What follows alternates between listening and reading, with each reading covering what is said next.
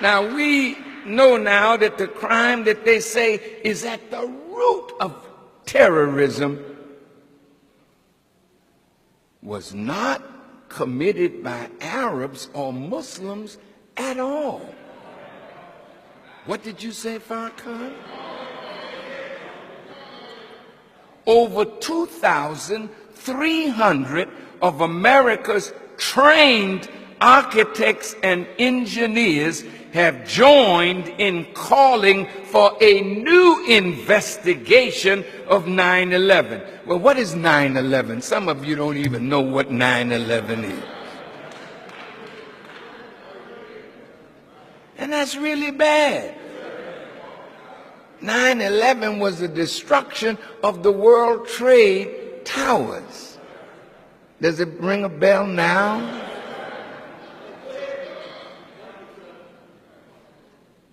They say that the World Trade Center buildings were brought down by carefully placed explosives, not by planes. They say that all three buildings had to have been wired with explosive charges long before September the 11th. And this is something that took tremendous sophistication to do, and that sophistication was not with Osama bin Laden or his followers. Listen.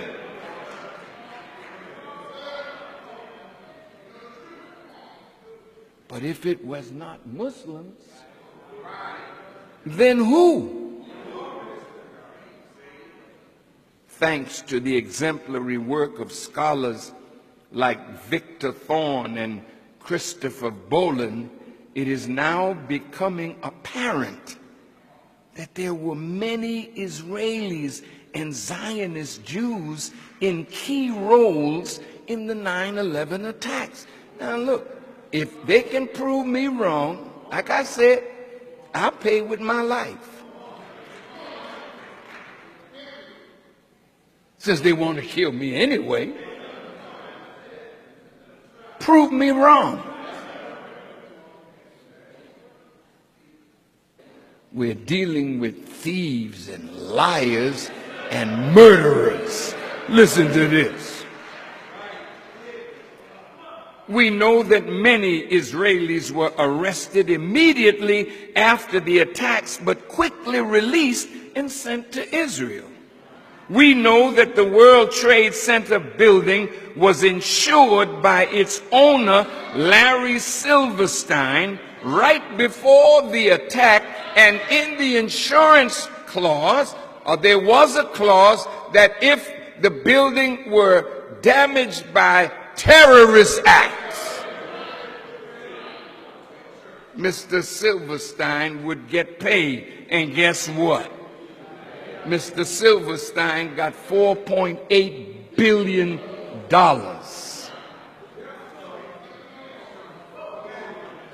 We know that an Israeli film crew dressed as Arabs were filming the Twin Towers before the first plane went in. In other words, these Israelis had foreknowledge of the attacks. Now look, you say, but planes went in to these towers. Yes, they did. But do you know what kind of technology you have to have as a pilot to fly a plane and drop down to an altitude and turn at an angle at 400 or 500 miles an hour into a building? And the fuel of an airplane is not strong enough to create enough heat to melt the steel structure of that building.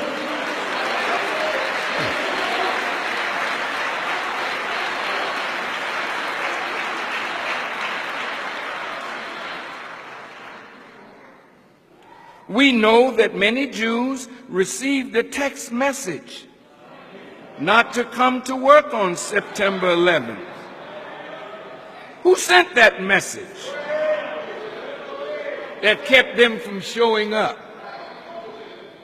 Within minutes of the attacks, Ehud Barak, the founder and master of the Israeli military's covert operation force, was in a London studio of the BBC blaming Osama bin Laden and calling for a war on terror.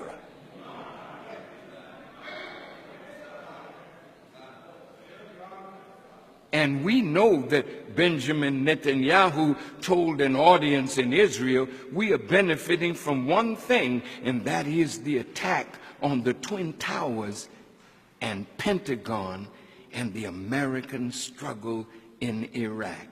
He added that these catastrophes and wars would swing the American public opinion in the favor of Israel.